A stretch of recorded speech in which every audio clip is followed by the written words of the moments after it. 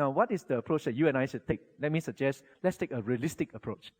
Okay, it's not humanistic, it's not fatalistic, it's realistic approach. This is the Christian view to time. Not humanistic, not fatalistic, but realistic. Man is not in total control, independent of God. But God is not setting everything also apart from man. Let me say, how should we respond to time and events that happen in life? I think it is this. The realistic approach says it is man's response to God's timing. It is God's sovereignty balanced with man's responsibility. Are you with me here? It is how do we respond. See, Solomon was partly right. Okay, he was partly correct. God in his sovereignty set the time. But God determines the moments of destiny in our life. But man has the responsibility to respond to them. See? God is not a one-way thing. It's two-way. God sets the time, but man responds to it. And in the end, it takes both hands to clap. Okay? God on one hand, man on the other hand. God sets the time, man responds to them. For example, there is a time to worship God. Like there is a time in which you ought to be here on every Sunday morning, but sometimes we choose not to. Am I right? God has set a time, but man must respond to it. See, there is a time to keep quiet, but sometimes we choose to talk. See, like when your wife scolds you, better keep quiet. That's the time that God has set. Sometimes we never follow the time. We just whack. Then got a lot of problems. And see, God allows certain things to happen in our life. We choose how we respond to them. But listen to me. The principle here is this.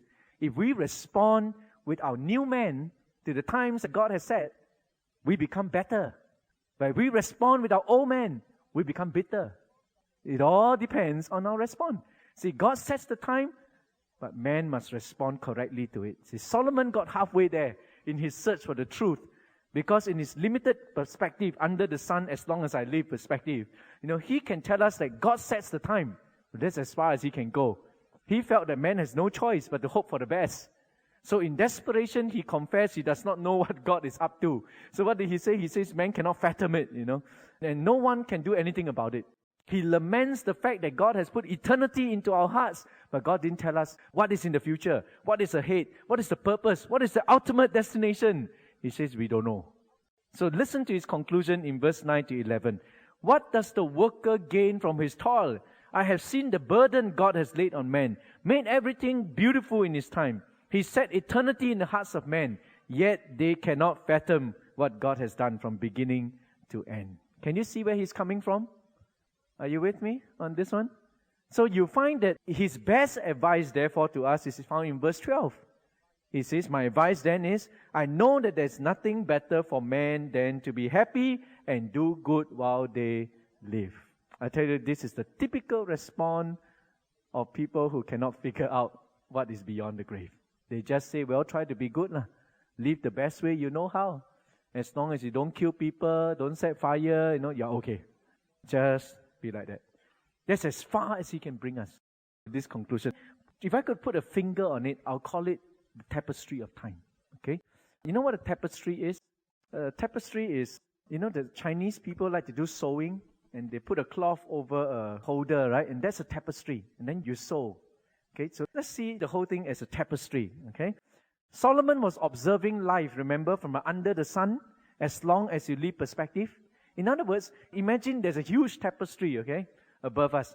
And Solomon was like someone who is under the tapestry, trying to figure out what is the pattern that is being weaved. You understand what I'm saying? Okay, he's under the tapestry. And I want you to see that God is weaving his tapestry of time. Okay, God is doing the weaving. And all too often, like Solomon, we tend to look at life and the events of our life from under the sun, below the tapestry kind of perspective. Now imagine if there's this huge tapestry, okay, that God is weaving, and we are all under this tapestry looking up. Imagine what you will see. What would you see? I think you will see a lot of strings, a lot of thread coming through. Am I right?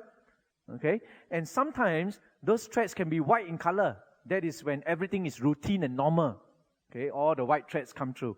Sometimes it's black, which means that times when there are gloom and doom in our life, bad things, terrible things that happen in our life.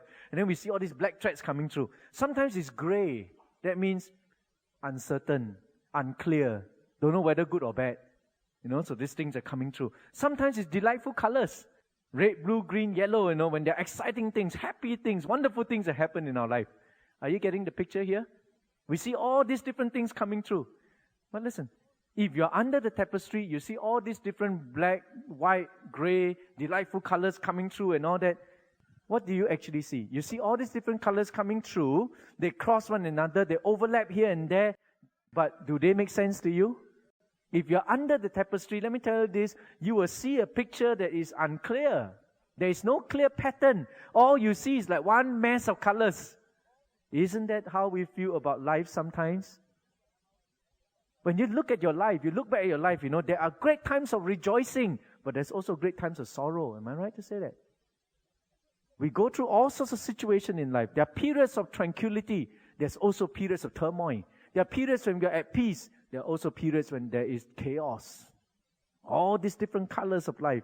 And here we are, everybody under the tapestry trying to make sense of all this pattern that you're seeing. Trying to make sense of all these things.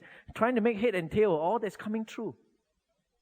Now, I know that tonight, some of us here are still trying to work out the pattern. Others, like Solomon, simply resigned themselves to fatalism. They said, doesn't make sense.